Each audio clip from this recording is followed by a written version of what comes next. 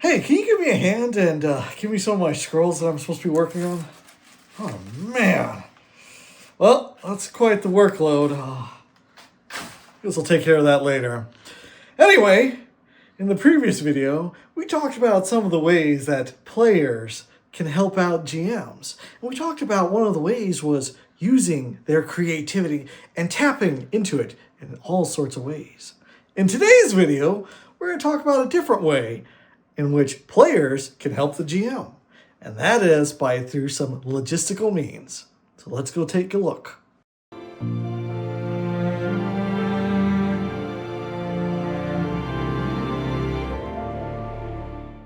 Okay, the first one that we want to talk about on how you can help the GM with some of the logistics is that of being ready when it is your turn. So, things can kind of get complicated and bogged down in different RP sessions, especially during combat and stuff.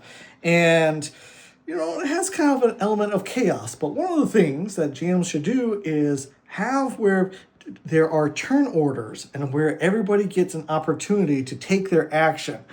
And so that really kind of means that during that, before it comes to your turn, you should be thinking about what your character will be doing during that time. Now, we know that, as we've mentioned, the battlefield is dynamic and it changes. So maybe something you thought about like, hey, I'm going to cast this spell to go and mesmerize and confuse these group of people. Well, that might shift because all of a sudden you now have allies mixed in there, or the target that you're going for has been taken down, and so you need a pivot, or you just found out that, hey, somebody else cast a spell and they're resistant to it. And it's okay. Just if you need a little bit more time, just communicate, but have a general idea of what you're wanting to do. Obviously, if you're playing more of a martial class, it's a lot easier for you to make your decisions because you usually just go up there and hit the thing, with some weapon. Whereas with casters, you have to think about what you're going to do with your limited set of spells. Now, the other thing that you can do that kind of helps out is keeping session notes.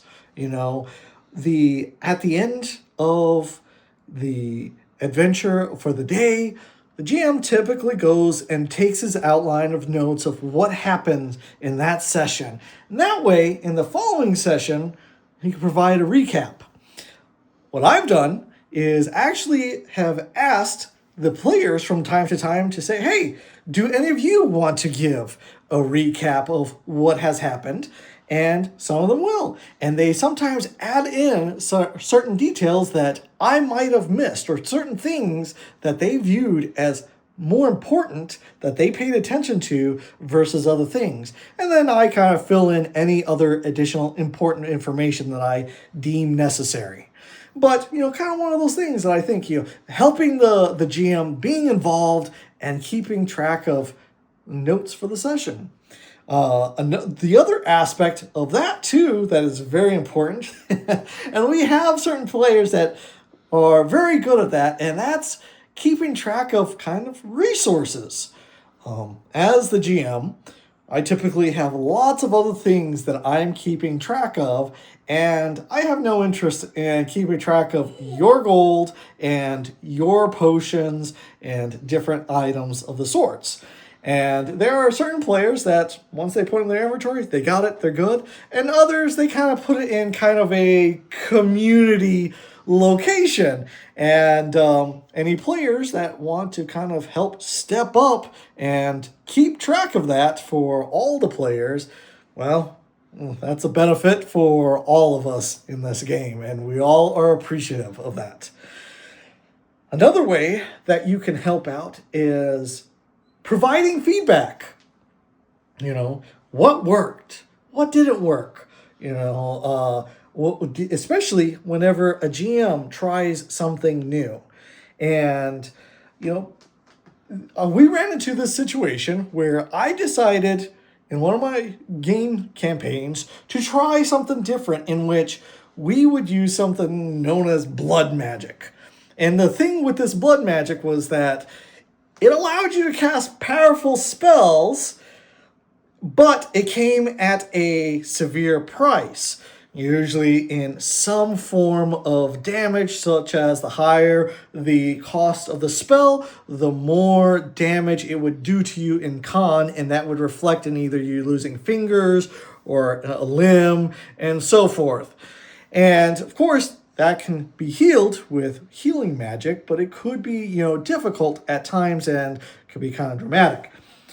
So kind of the feedback that I got from the players was that they didn't really like this sort of magic. It was kind of too complicated, and it added a certain level of complexity that they just didn't really care for. And so I appreciated the feedback, and I actually phased it out from the rest of the campaign.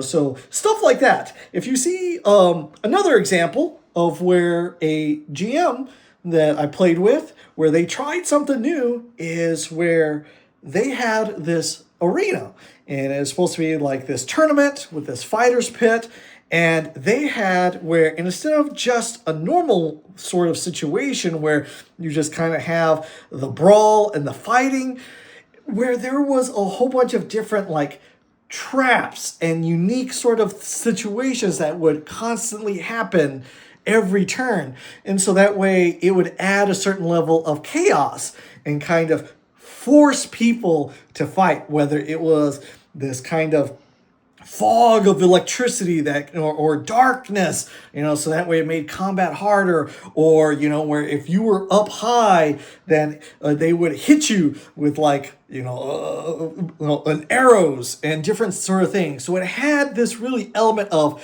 chaos where you need to hurry up and defeat your enemies, and you also know that the arena is also trying to defeat you. So but you can't take out those things. Anyway, we provided feedback because we found it really fun and refreshing and something different, from kind of a shift of pace from what our normal progression and campaign was at that point.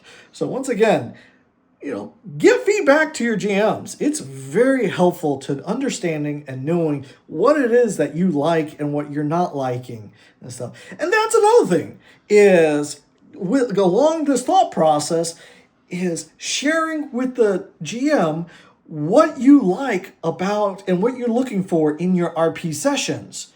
Some people love combat. They love building characters and testing them out in combat and seeing how well they do. Some people just want to just kind of have more of a chill session and focus, okay, yeah, we have combat, that's fun, but I want to focus more on the RP, more on the stories. And others, well, they love puzzles, and then you have people like me who hate the element of puzzles, but I'm not going to take that away from people who like puzzles. But sharing this with your GM helps them know, okay, this is what the party kind of likes. This is how I can then adjust and mold the campaign to kind of, focus on these certain aspects. Another way that you, as the player, can help the GM is kind of taking ownership of an NPC. There will be times when I've had certain characters that might come up, and what happens is if they are befriending or, the character, certain characters, or they just kind of maybe become kind of their minion or, apprentice or what have you, then I might go and, depending on what I'm doing, I might offer it to the player to say, hey, would you like to kind of have a minor character that you can play with, or would you rather I continue to handle this character for you? Would you like this sort of interaction, or would you like them to where you can interact with them? So anyway, that's another way you can help with these sort of things. And one last way that the players can help is kind of which ties this all together, right? And that's active participation. And know that, the more you're involved with all these different things, the more fun and the easier things will become.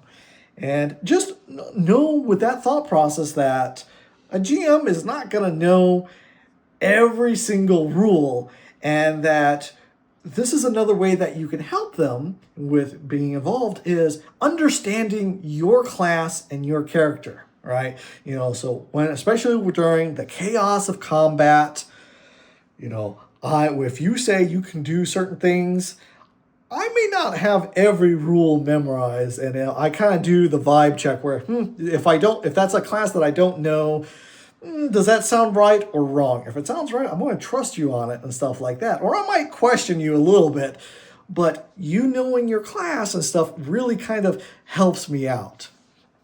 And then, so anyway, those are kind of some of the ways that you as a player can help, with the game sessions and the GMs from more of a logistic standpoint. Anyway, that's it for today. Thank you for watching. And I'm curious to see if you have any other suggestions of how players can help the GMs.